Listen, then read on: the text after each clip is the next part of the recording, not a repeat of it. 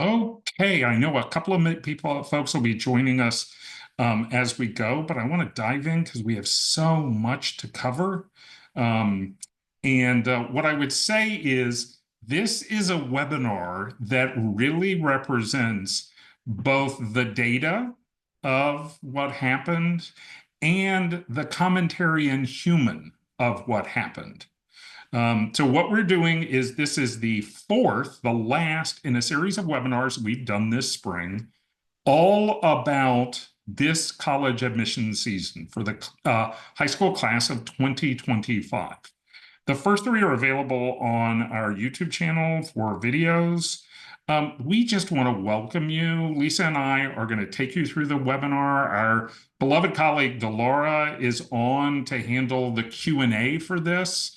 I would tell all of you historically, these webinars on this topic tend to be chock full of lots of Q's. We'll try our best to give you A's answers. Some of the questions are almost certainly going to be deep, deep, deep, deep, deep. And so we may not be able to go as deep as we'd love to with you on the answers to your questions. Where does this analysis come from? We are just so grateful for the kids that we worked with this year. This senior class showed a level of resilience, a level of focus, and really navigated through an intense period of middle school and high school. They applied to over 500 different schools. Those are lots of colleges on college lists, and they were offered admissions to more than 300 schools. So we have a tremendous amount of data about their profile and about the admissions results that they have. We also have a bunch of data that colleges have been starting to share. This data represents May 14th at 4 p.m. in the afternoon. I guarantee you some college has posted their data since we locked down this presentation. So your mileage may vary. And for those of you that are really dialed into the quantitative piece of this, trust me, you'll have some numbers that we don't have here. But what we also tried to do is match that with the admissions officers' conversations that we have. Lisa and I were lucky enough to go to our annual professional conference, ICA, last week. We talked to tons of different admissions folks and we're on panels to listen to them. And then obviously, we don't just have a large set of outcomes, we have kids. We have case studies. We have students who we work with, some since 8th or 9th grade, some in the summer before senior year. We want to ground this presentation with our philosophy. This is not a discussion of fear, uncertainty, or doom. This is not intended to either panic you or to bias you towards prestige, whatever that means, in the crazy world of college admissions. Our lens is this information should help you be more informed as your values guide your work with your teenager. So that's our sense. There are 4 core trends. This is sort of the TLDR summary of this deck, okay? And that is there are 4 core trends that as we dove deep into this and pulled back, we saw. 1, application inflation rages on, and we'll give you the numbers, but the top line of that is that kids are applying to more schools, and most of that increase is in reaches. God bless them. They're not applying to more schools they're certain they'll get into. They're applying to more reaches. As a result of that and some other trends, there is the rise not just of selective schools, but of selective majors, okay? The third piece, early is good, which just makes the time schedule even more challenging for these kids who are so busy, or sometimes for kids who struggle with either executive functioning or just staying on task, because this is not a sprint, it's a triathlon. There are lots of different stages to this. And test scores are back. We had a panel last week that we moderated, and the headline of that panel says it all. Test optional doesn't mean test ignorant. Now, there are takeaways related to international admissions and aid that we won't be covering. We have colleagues who are great experts at that. But what we want to focus on is the key takeaways for the class of 2025 based on the admissions results analysis that we've done. Lisa, before we dive into these takeaways and trends, is there anything you want to share about these trends in the context of what you've seen over the last 16 years of college counseling? Gosh, I think a couple things. I think we saw majors, especially business, become even more competitive. So I think this whole thing around selective majors, we used to see it with computer science, engineering. We're really seeing that, I would say, at a deeper level and sort of at all levels of colleges as well. So that I think is one, and of course this application inflation just continues. I think we all thought that there would be a point at which it would slow down, and we haven't yet hit that year. So and then I think we began to see this last year, but I think we are really at the moment where most kids, unless there is some sort of learning issue or whatever, where we need to look for colleges that don't require test scores, even in the test optional places, really did seem like it really mattered. Yeah. Great. So we're going to dive in and try to unpack some of the numbers behind this, some of the trends behind this, and then some of the student stories behind this. Again, if you have questions, please feel free to pop them in the Q&A box, and we'll endeavor to do our best job as we can to answer that. We will be sending out the recording for this and the materials that we're covering. Application inflation. You can see 4 representative schools where in some cases, their application volume almost doubled over the last 5 years. And these are not just the schools that some kids refer to as drool schools. These are competitive publics who got just incredibly, almost Ivy-like.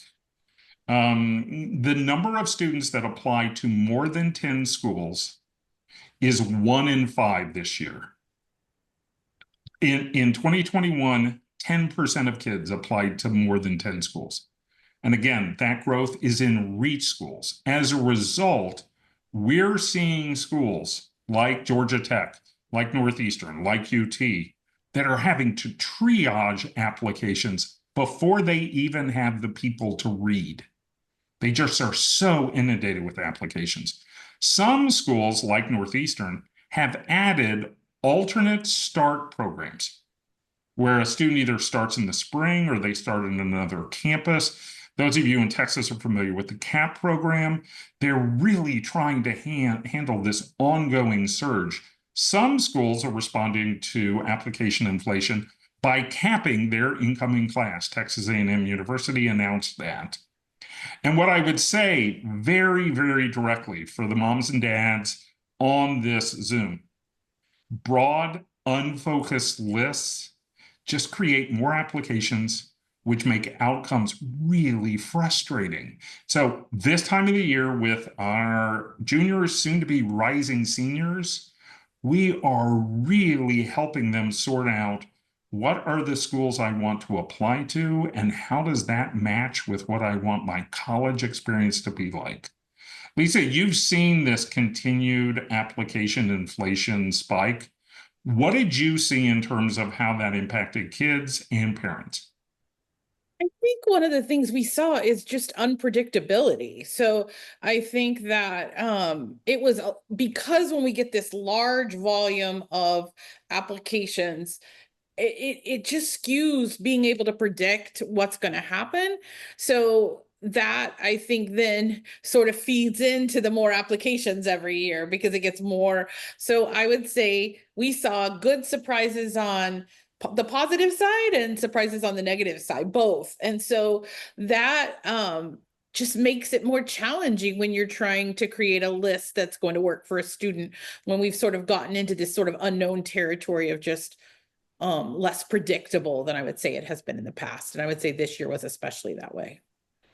At our conference, we were with an admissions director at a very selective school. And she said, we keep thinking we're going to find the new normal. We're feeling like we're just in a gerbil wheel of next normals, that every year seems to be a reset, and we can't find a predictable, as Lisa said, footing of what this is going to be going forward. Now, many families look at the same set of 25 to 80 schools.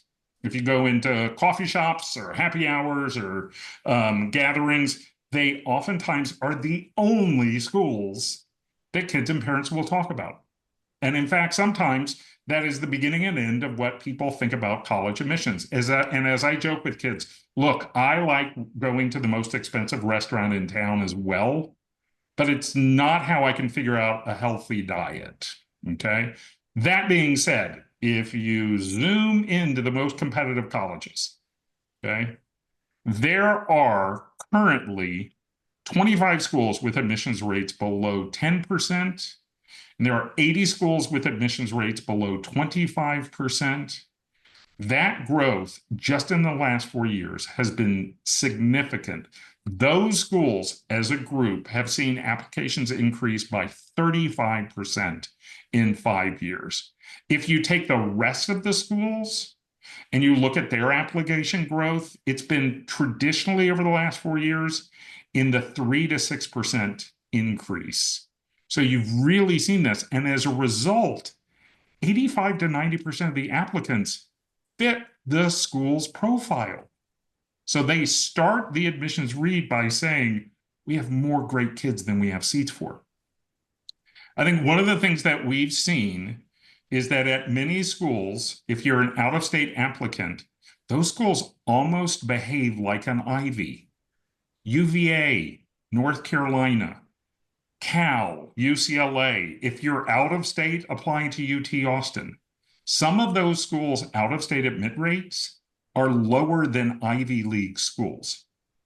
We're going to unpack in a couple of minutes what Lisa was talking about, but we say to students and parents, don't just think of selective majors, think of selective, don't just think of selective colleges, think of selective majors.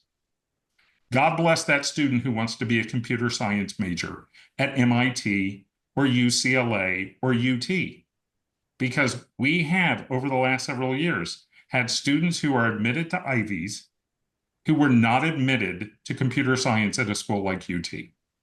And that changes everybody's assumption of predictability.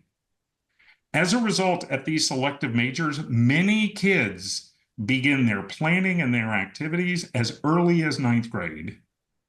And then the last thing, and I think this is sort of the mysterious part of this process that sometimes makes you look at an outcome and say, how did this happen? We have 2 students, maybe friends at school, one had one outcome, one had the other outcome, and you think, what made the difference? The school's institutional priorities oftentimes can drive the final decision. Lisa, you worked with so many kids who apply and are offered admissions to these competitive colleges. What did you see beyond the numbers that was so different this year? I think, one of the things that we saw that we actually don't have in the deck because it's not finished yet is we saw so much use of wait lists. And so we're still seeing, and the wait lists are having a lot more movement than we have historically had. So we are seeing movement in most of the Ivy League schools having space on their wait lists, and what we call kind of the drool schools, those schools right under the Ivy League schools. So I think the colleges, when we get so many applications, are having a harder and harder time of knowing yield. That's how many people are going to say yes. Knowing how to, hit that yield just right seemed this year to be especially difficult. And we've noticed that, but nothing like this year with the wait list that I've seen. Literally, I had I've had 4 or 5 kids get their dream school in the wait list moment. And I think many of our colleagues have as well. So that is something that literally is still unfolding before us, because typically we would only be about 14 days into a wait list. But this year, wait lists also started moving a lot earlier. So colleges were getting indications that they maybe hadn't given enough offers. I think all of this kind of comes back to this trend of the application inflation is really impacting that. I also think there's like an underlying student issue here as well. This is so hard on kids, because if like you look at this number of, the below 25%, you look at how much that's increased since 2021. I think students and parents have a hard time. I have a hard time wrapping my head around how competitive 4% is versus that 4% school when I started in this business was 15 or 16. That's a whole lot of kids that would have gotten in, that has nothing to do with the student, but just this vast. So I think there is a wear and tear on students and families with this that is difficult, because I think, I said it before, and I'll probably say it 6 times tonight, is you just can't know how this is going to work out. And I think there was a time when this was a lot more predictable. So, and now I think we're seeing almost a third season of admissions with this waitlist thing, which my guess is because now it's like a domino. So if the Ivies, if they start taking kids, then the next school that they went to, and it funnels like this, my guess is this is going to go till August. And that's a big shift, and that's hard on everyone. So I talk to a lot of families and moms and dads on Zoom, and one of the things that they always say, and I almost feel like saying, let me start the conversation with a disclaimer. You don't need to tell me that things are so different from when you applied to college. You don't need to tell me that, because they're different from 10 years ago. And what I typically do is say, think of the most selective schools in your head, okay? And let me tell you, they're comparables nowadays, because you're going to be shocked. UVA was as competitive this year as Dartmouth was 10 years ago. Richmond, University of Richmond, which is a fabulous school, but it's not a school that you think is as competitive as Cornell was 10 years ago. USC is as hard to get into as Georgetown was 10 years ago. So because of this application inflation, you're seeing the cohort of competition shift radically. UCLA is, for all intents and purposes, the public Ivy. Okay, so you really see almost a benchmark shift in terms of the schools that you think of as competitive schools. Now, Lisa mentioned this early decision phenomenon. Okay, and the early decision phenomenon is pretty significant. Our dear colleagues, Jenny Kent and Jeff Levy, do a phenomenal deep dive on this. You can see it on their website, school by school. We rolled it up for the kids that we work with. On average, for the kids that we worked with, the early decision multiplier, so the difference between early decision admit rate and regular decision admit rate, was a little more than 2.5%. So you were 2.5 times. So you were 2.5 times more likely to get in ED than you were regular decision. The other stat that I know as a nerd I find really meaningful is that of the schools that offer early decision, on average, they fill 45% or more of their incoming class early decision. The poster child for this is Tulane University. You will see in a minute just how much ED is their core marketing strategy. Now, the two other things that we want to point out is that this year we saw a lot more students focusing on early decision 2, and we saw lots of kids, almost all the kids that we work with, say, I'm going early action wherever I can, unless there's something going on in my life, because I just don't want the stress of this running through the entire spring. Now, this may sound like a pithy observation. ED doesn't make you a more qualified candidate. It just changes your odds of admissions. Okay? And that's one of the things that we work with. I know Delara has talked about some of the kids that she works with, where it's just sort of like strategically, do you really want to get into that school? If you got an ED, yes. I mean, I know the stats are good, but you better love the school that you get in ED. Okay. Now, I mentioned some of the stats, and you can see Tulane, which admits 68% of their incoming class ED. They have a more than 5 times difference between their ED admit rate and their non-ED admit rate. Okay. They're the outlier, but they also point to a dramatic world.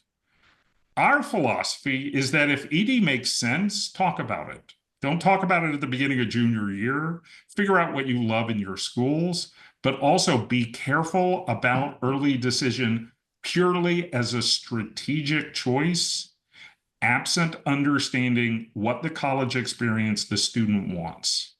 Lisa, I know many of the students that you worked with chose ED, but not all of the students that you work with who got into competitive schools went ED. Many of them went regular decision. What kind of context can you give about ED for the students you work with? Well, I think we saw a number of things. I think there's a lot of pressure on students right now to choose an early decision school if they're going for the most selective schools. And I think if you just look at this as strategy, one would have to say that's good strategy. However, the student has to, in my opinion, has to love that school. They have to have seen it. They have to really know it in order to make that decision. I do think this year, some of my high flyers that chose not to apply ED had a rougher time. Now, I will say this year, what happened is at the end of regular decision, things didn't look so good. But today on, May the 14th, things look real good because they got off a whole lot of wait lists. So, I personally think we are entering a world where it's hard to argue that it's not a good decision. And I would say the other thing is that choice of your ED and the kind of school you choose is really important. In other words, sometimes students will say, oh, well, this is my only time to apply to college, so I'm just going to throw a Hail Mary pass to Stanford. Now, if the student fits the profile of Stanford, that might be a good idea, although Stanford doesn't give you much of a bump. But if that was their favorite school. But just saying, I'm going to pick some wild choice for that maybe is, I always say to kids, is this a 2 or 3 standard deviation or a 1 standard deviation? 1 standard deviation to try to bump up is reasonable. 3 probably isn't. And then you've wasted it. So that I think is also a little bit of a trend I saw this year where kids were disappointed and they had some other schools on their list that then they didn't get in that they could have gone ED. I will say almost all of those worked out in the wait list time. The other thing I would say is we saw a lot of deferrals at ED this year. So that was, another, oh, I beat Bob to the slide. There we go. No, Lisa talked about this before, and I don't think this is a hard part of this slide deck because guaranteed some kid that we worked with got taken off the wait list while we're on this webinar. Guaranteed. And Lisa, can you talk a little bit more about how you're seeing that happen earlier and at more competitive schools than has been the case for the last several years? Yeah, I think we started seeing it, gosh, what do you think, Delara, like the second week of April? Yeah, like about the second week of April, maybe a little, like early, which is really unusual. Normally you wouldn't see that till May 1st. So that was a little indicator that, oh, this is going to be interesting. And then, like I said earlier, we saw much more competitive. We're still seeing it, like it's still happening. It's still unfolding, and it's still unfolding at the top schools. And like I said, I expect this to continue through August. And it is, one of my students who ended up at his dream school, which made me so happy. But it was such a roller coaster. I just feel bad. I mean, this is it's a emotional long journey. So adding this like kind of third act to it is just, it's just rough. And then I think we saw, and I don't know if this was a national trend or not, but we had quite a few great students at ED who got deferred, and we were like, what? How did that happen? And then they got in um after after the, in the regular decision round, which, again, sort of word on the street is, oh, if you get deferred, you're probably not getting in. And I would say that fell a little bit. I haven't seen stats on that, but we certainly saw a bigger pool of kids getting off getting in at regular who were deferred at ED. So that's another thing that just kind of seems to be sideways in all of this. Now, we talked about this before, and I think it's so critical because we're seeing two trends go together that have some difficulty for kids who want to go out of state. So you can see here the out-of-state announced differences between the admit rate for a student in state, a school like Cal, North Carolina, and an out-of-state admit rate compared to the overall admit rate. Now, why is this? Many states cap it. The state legislature has said you can only admit X% of this public university's incoming class from out of state. Some schools are also using it as a strategy to look at how to either grow majors and/or attract full pay students. But what we found is that, look, Cal and Michigan might already be well known to families. Tennessee to us was the canary in the coal mine of, oh, wow, this is real. You are more than twice as likely to get in to Tennessee Knoxville in state than you are out of state. And out of state, schools like Clemson and Tennessee aren't the predictable schools that they were 5 years ago. They become much more competitive. So this consideration of out-of-state public universities is really, really clear. Now, College Match Point started in the great state of Texas. We have a number of students who apply to schools in the SEC in the South. Over the last 2 years, the Wall Street Journal has published, at last count, 4 articles about how popular schools in the South are. And they seem to be in a clickbait competition of how they can write a headline. This one, the most recent, sorry, Harvard, everyone wants to go to college in the South now. I think it's hyperbole and overstatement of a real fact. Schools like TCU, Tulane, schools like Alabama, Emory, certainly schools like UT, where they saw a 48% increase 1 year in out-of-state applications. Southern schools are increasingly popular for out-of-state kids. Now, there are a couple of things going on here. One is population shifts. So many folks moving to states like South Carolina, Florida, Texas. Some of it is what kids think of as the quote-unquote college experience. Some of it is the majors that we're talking about. But you now, as a result of this, have Duke and Vandy more selective than half of the Ivies. They are literally right in the midpoint of what has been traditionally the schools referred to as Ivy League schools. These Southern schools, as a cohort, tend to prioritize academics much more significantly. Okay? They actually say, we would love you to have this number of AP classes. Many of them have gone back to requiring test scores, like the Georgia schools and the Florida schools and now Texas. Those that haven't gone back to requiring them are certainly prioritizing standardized test score in their academic read. Lisa, you've seen this dramatically across all different types of students for the kids that you work with. What have you seen in terms of this rise in the popularity of schools in the South? Well, I think, given the fact that we're based in Austin, Texas, and many of our families are in Texas, I think it surprised families and students because many of these schools, I think our families sort of thought, oh, we all know they're great schools and they're not that hard to get into. And so there were really schools that were open to a lot of students.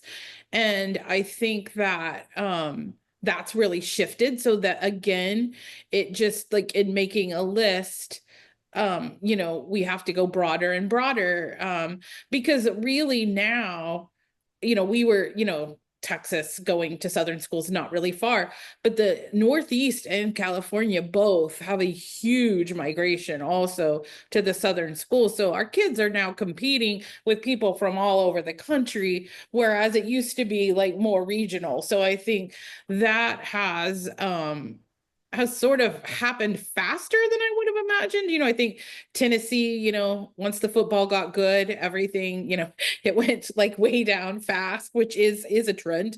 But I think it does sort of change the complexity of a list from maybe what we would have done even 3 years ago. And, we keep hearing, I know Ole Miss has come out with some new requirements for next year. That's often been a great school that is one that is, has a higher admit rate. So I think we can expect it to just keep kind of funneling out, that this will continue. I don't think we're near this trend has not run its full course, I don't think.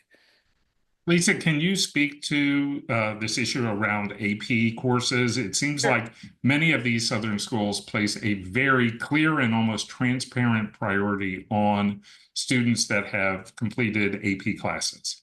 So the Georgias, the Auburns, the schools like that really do like to see a large number of APs. I think one of our consultants had gone to a presentation, I believe it was Georgia, and they were saying, they like to see 9 or 10. That's a lot of APs. Where our recommendation a lot of times is take the APs in the course in the subjects you're really great in, but to be competitive, that is assuming your school offers it. If your school doesn't offer AP, of course, that's a different case. But that is one of the big differentiators is the APs. And I will say the test scores too, like the test scores for Georgia have gotten really hard, so that also, and that's where there's really a difference in some of these southern schools. Some of them are still easier on test scores, and some of them are really going hard at the test scores as well. I would say one thing we noticed at UT, and it's held, which surprised me, was that there are majors at UT where you don't have to have a super high test score still. And UT has not historically been a significant, put a huge emphasis on test scores, except in some very kind of STEM majors. So it's in business. So that surprised me, as some of their competitors, like a Georgia, for example, does put a pretty big emphasis on the test scores. So this is a slide that points to institutional priorities. The honest reality is that for the most part, colleges are not transparent on their institutional priorities. These priorities may include legacy, which while it's on the decline, legacy admissions, which while it's on the decline, is still a significant priority at many schools, particularly some of the most competitive schools. An emphasis on full pay students. At some schools, a school like Baylor, a male applicant has a 6% hard advantage over a female applicant. So institutional priorities are really something that ends up being an input into some of the predictability issues that we've been talking about. Now, it seems like you can't do a discussion on college admissions without talking about AI. So here is our AI slide. And it says it's playing a role for students in colleges. Over 50% of schools have said we're using AI to triage applications, to screen transcripts, and to look at recommendation letters. At our conference last week, they were clear, we're not using it yet to make final choices. All of you on this Zoom are very aware that kids use AI. In a survey last year, 1/3 of students said they used AI for their essays, either ChatGPT or Grammarly. And we fully are aware that this will only grow in the admission cycle for 2026. Now that we've given you data and a lot of analysis, we want to turn the page. We want to talk about what helped students stand out this year. Lisa, do you want to, we've covered a lot of these points already, but do you want to take at a high level what you thought was really distinctive and what helped kids stand out this year? Well, obviously you have grades and test scores, and I really like to use the top quartile for the school that you're applying to as your target. So, if we're looking at, say like the top, like 4%, 5% schools, we're looking for 35s and 36s, So that you really need to look at by school to be able to get a good, and I don't think the old middle 50% works as well. I think that's when I kind of sit here and try to decide, do we send, do we not, that whole thing, if that's an option. So I would say that I think rigor in the major that you want is really important. So something like you need calculus if you want to apply to business. That's really important and oftentimes surprises people. So making sure that the student is taking the right academic classes for the major they're interested in. One is when the reader reads that student, and hopefully in the perfect world, their classes line up for that major, their activities lined up for that major. They did better on that part of the test. You know what I'm saying? All those things line up, and the recommendations mention that. Like, we want that whole story of the student to sort of beat towards that major at a lot of schools. Now, there are certainly schools where you don't have to have a major, but I would say that, and when we're in a world, we are in a big world of grade inflation. So that's why the rigor and the resume. So the rigor shows that you went to the highest level you possibly can and you still did well. That's really important because that kind of makes your A better than someone else's A who just maybe took regular, right?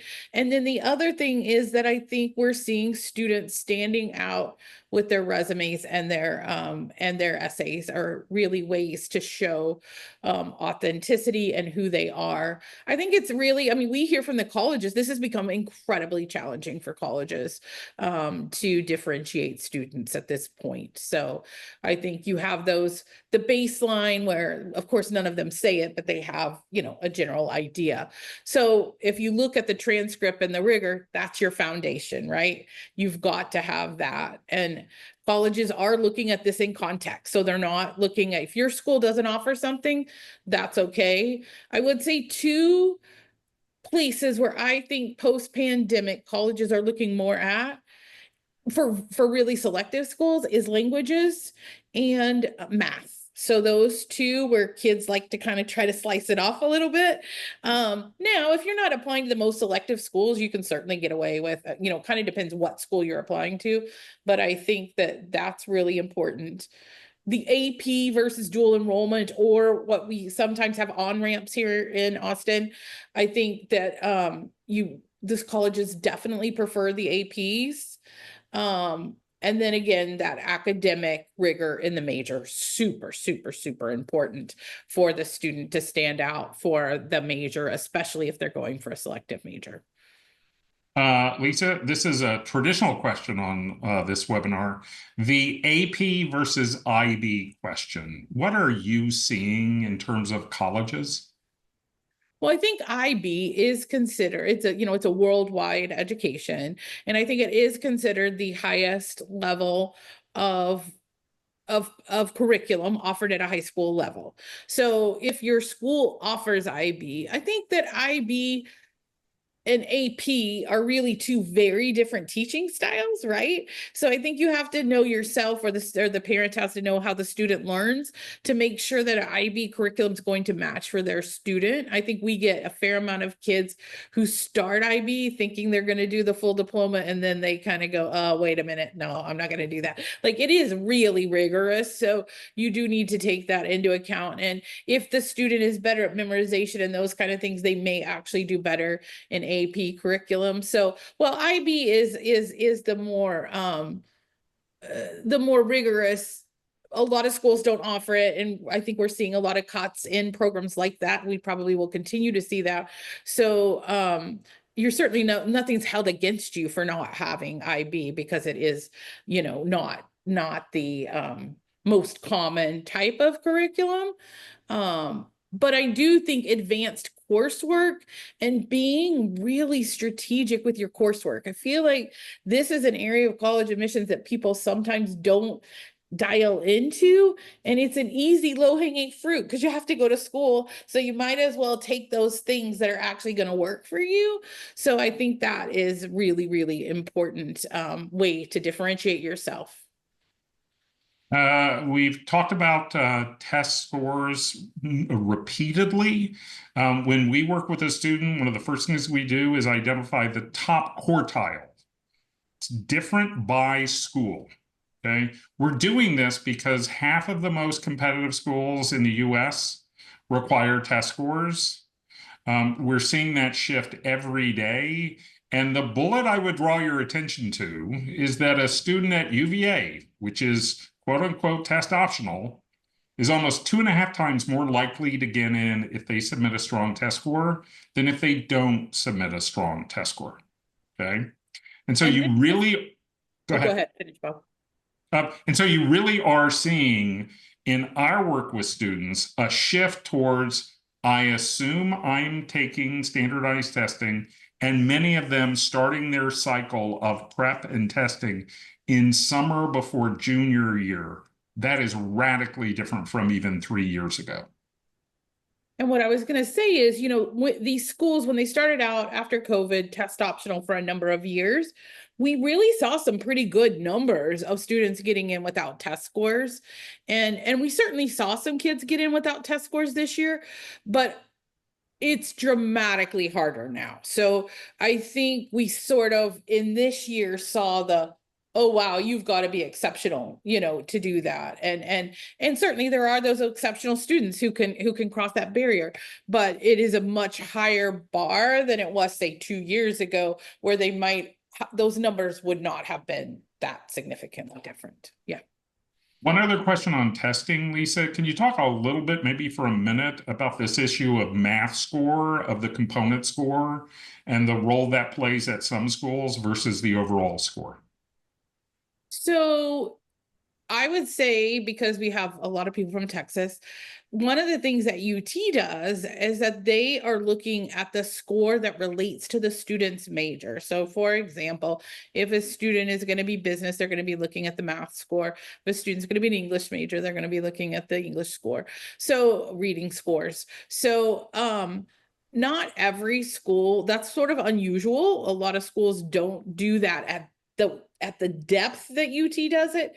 But certainly when one is applying into STEM programs, let's say, we would want to see that math look good, or, the math and science. Of course, there's a whole, go to the testing webinar if you want to hear about all that. But I think it's just like one more thing that is used to just be sort of cut and dried, and now it's like, oh, here it's this and here it's that. And so there's just so many more moving parts in this thing to figure out, kind of which way to go, and how to be the best applicant you can. And I would say test scores also have become a little more complicated. And yeah. We've talked about this. We're seeing students, rising sophomores, plan to test and plan to prep. Our advice for all families, all students is don't start prepping until you've completed Algebra 2. It's critical to either test.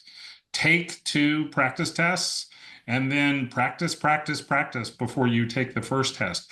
We will tell you in a little bit about a testing webinar coming up in July, where our beloved colleague, Jed Appleruth, will fire hose you with everything you could possibly want to know about standardized testing, including a deep dive into the rollout of a new ACT that actually has 3 different flavors. So we'll leave testing at that. One of the things we've talked about is fit to major. Every family asks us, can you tell us the difference in admit rates at a specific school? And my standard answer now is, God bless the UC system. Because the UC system is the only college or university in the United States that offers a free online platform that you can see admit rates by school, by major. and they are radically different. So you can see here the admit rates for UCLA by major. At a high level, computer science majors, you should fully expect they're looking at a 3 to 5% admit rate at most of the competitive schools that they're applying to. We talked about business and engineering. One of the things we saw this year is that students, even those students with great grades and test scores that did not have a resume that communicated fit to major, they struggled. I oftentimes say to students, if you're applying to a school like University of Texas or Michigan or the UCs, not getting involved in activities related to your major is pretty close to not taking the standardized test. You're just deciding, I'm not going to focus on a key component. Now, Lisa, on these webinars, we like to try to get a little more human. The stats are interesting. The statements are interesting. But can you take us through one of the students that you work with, obviously anonymized, that you feel like gives some insights into this year's college admissions results? Absolutely. So, gosh, I'm struggling between two kids, and so I think I'll go with a business major that I worked with. I think I started with her in 8th grade, and she pretty quickly thought she wanted to major in business. So in those first, like, 9th grade, I think she shadowed a couple of people that her parents knew. In 10th grade, she did a really cool summer business, like kind of a Shark Tank kind of program, and she loved that. And she actually got an idea for a business. And so she started a business. Now, I know we hear about kids starting businesses, right? And it's like, oh, they made $1,000. Like, she was making like real money. Like, I think at one point, like, $60,000 a year. So real money with her business. And to the point where she started hiring other people into this business. And the great thing about this was she really wasn't doing it for college. She loved this thing. She was like trying to talk me into, can I only take 4 classes senior year so I can run my business? And I'm like, no, you have to actually go to school. So it was really a fun student to watch because she created a really interesting and focused, and she had some other interesting things. She was an incredible basketball player as well, and she was in like the most select choir. So she wasn't just a singular business person, and that's all she ever did, but she loved that. And she really performed well at quite a few, very selective schools. And I think one of the things, and this is so hard to communicate, she really was like, yes, she was hoping it would look good to colleges, yes, but it came through how much she actually loved this.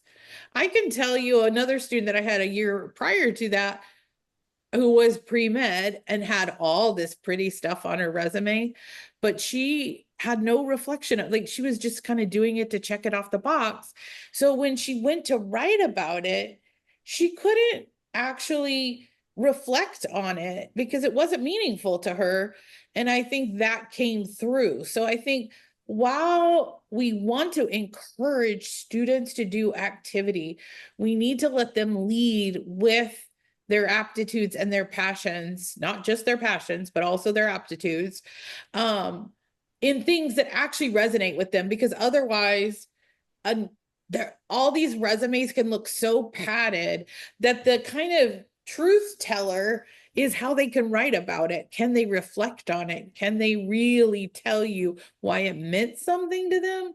And if they can't, it's not going to carry a lot of weight. So I think with this student, what was so cool is I can't imagine what kind of business she'll be starting in college. She'll be selling everybody in the dorm something, I mean, it was in her blood. So those are the kinds of things I think that really stand out.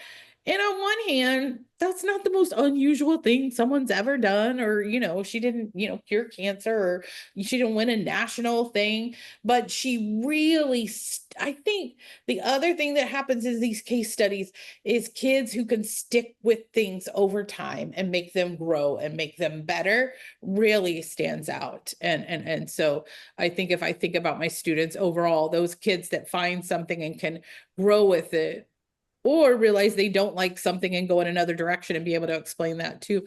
Those are paths that tend to be successful.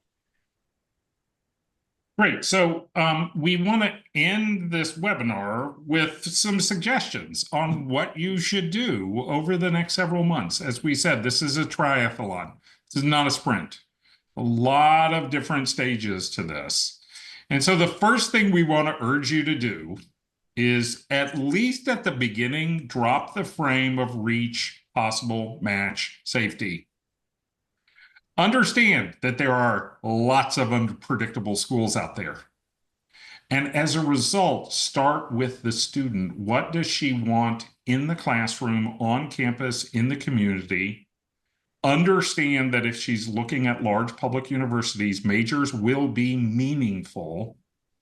And if you use data, and there are lots of parents that use data, and we don't think it's necessarily bad. We think it's a lot better than some of the prestige guidebooks out there. But if you use data, by all means, use recent data.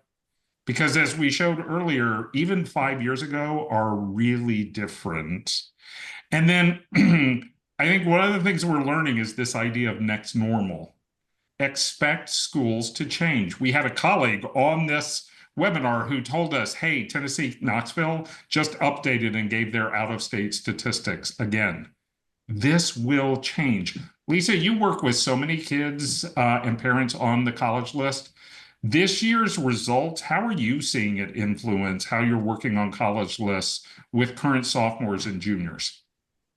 Well, I think this was fascinating. I had quite a lot of kids who didn't get in their safeties, which is, I think, becoming more and more common, what we thought was their safety, let's say, because colleges are looking at yield and they have pretty sophisticated algorithms to predict if a student would attend.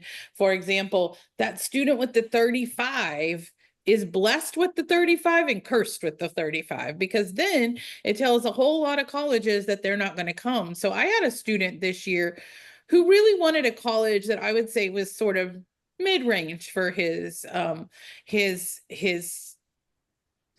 let's say. And I mean, he had to fight tooth and nail to get into that school. And it was like wait list, like send him another letter. And he did get in, but and then of course they offered him the honors program and all these things. So you knew it was like a yield situation.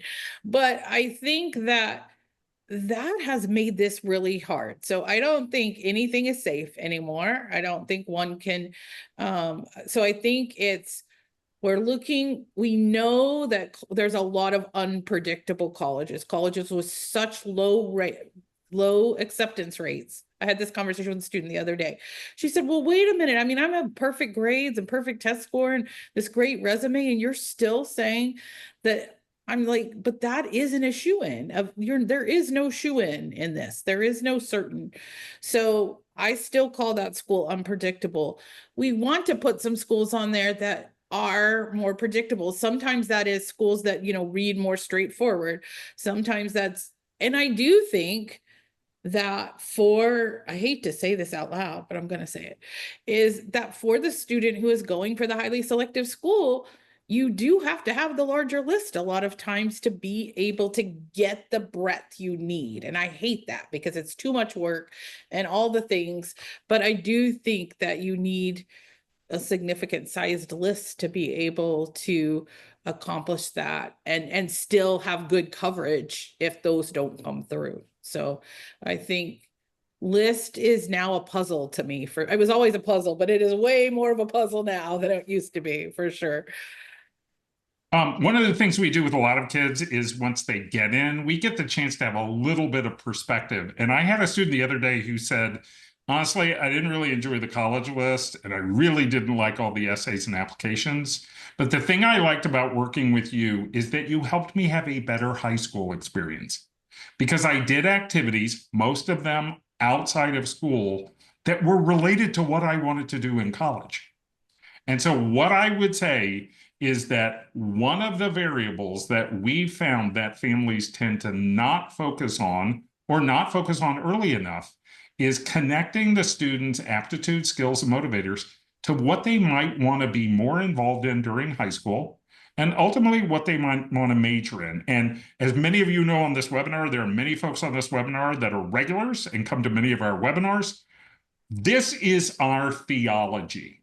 The more engaged a student, the more likely she is to thrive in high school and be prepared to thrive in college. And there are a whole host of these. Summer tends to be a large canvas that kids paint on. Lisa talks extensively in other webinars about chaining involvement, so it's showing sustained and deepening engagement.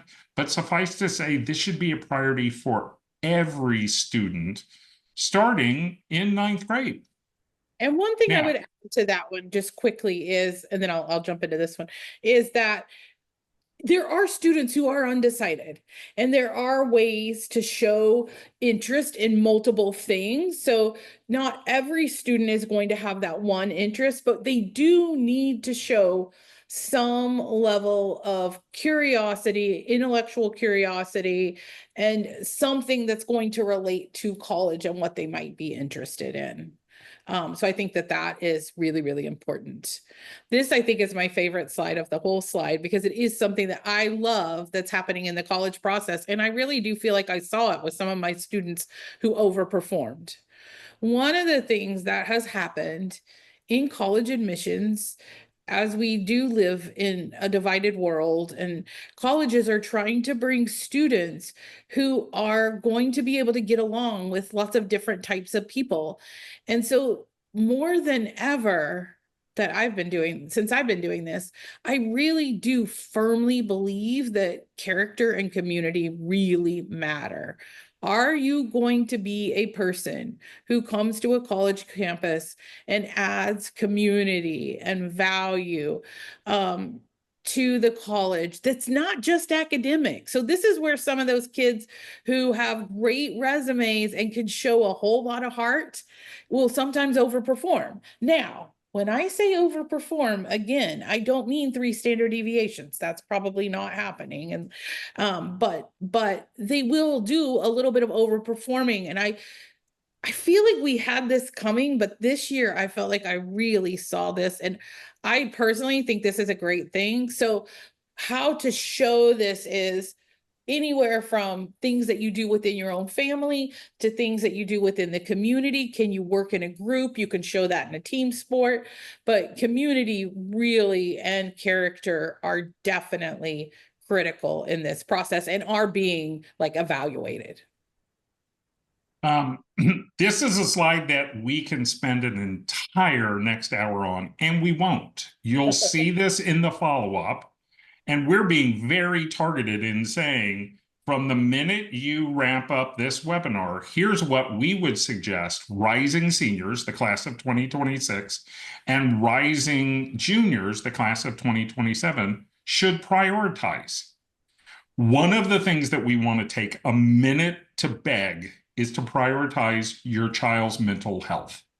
More than half of high school students say that college planning and college applications is the most stressful part of their high school experience, and it really doesn't have to be. Lisa, I know this is a passion of yours, the mental health of this, both for parents and for students. What's your advice for those of us that are on this webinar about how to support mental health through the college journey? You know, I think actually, Bob, I'm going to use something that you say a lot is remember the values you had for your child before you got into this. And while it is tempting to buy into the whole, if my student doesn't get into X college, their life is going to be horrible.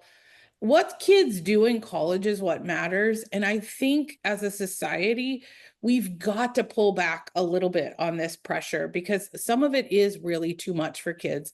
And what we hear in our job a lot is, oh my gosh, could we just sit down for dinner once and not talk about college? Could one more person not ask me where I'm going to college? Like this really is difficult. And I think you have to know the temperament of your student. If they already run anxious, this and it, or if you as a parent run anxious, trust me, I get it. Is that this process is hard for that. So thinking about how you're going to manage, I just did a whole webinar on helping parents manage anxiety in the college process, which was really fun. And I do think that this is really important because this is super stressful. And then the way that everybody talks about it, and it just gets so amped up that nobody's regulated and everybody's, just so anxious. And it usually works out. It does. I can't tell you how that is, but it is I can't think like this year, I can't think of a student like that's really like all of our students have good options that they're happy with. And so, even if they didn't get that dream school, they're like excited about where they're going. And so I think having an eye on keeping the temperature down on this is critical for students' health because we don't want this process to be something that is, making students anxious or depressed. And like I said, I've been doing this a very long time. This process is so much harder. Like as a professional, each student is a lot more work because there's less resources in schools. There's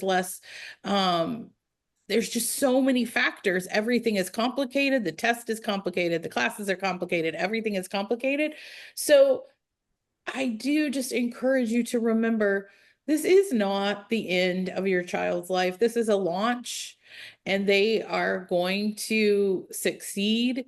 And I think what I notice in families is some families are able to have fun with this. And I have a family right now that's doing that. And I think it really, really, really helps if you can have a perspective. Of course, that doesn't mean you don't have to have hopes and dreams and visions, but 2 feet on the ground and a deep breath helps a lot when this thing gets too much. So we have adored being with all of y'all this evening. As I said, we'll be sharing the recording for this and the materials as a follow-up.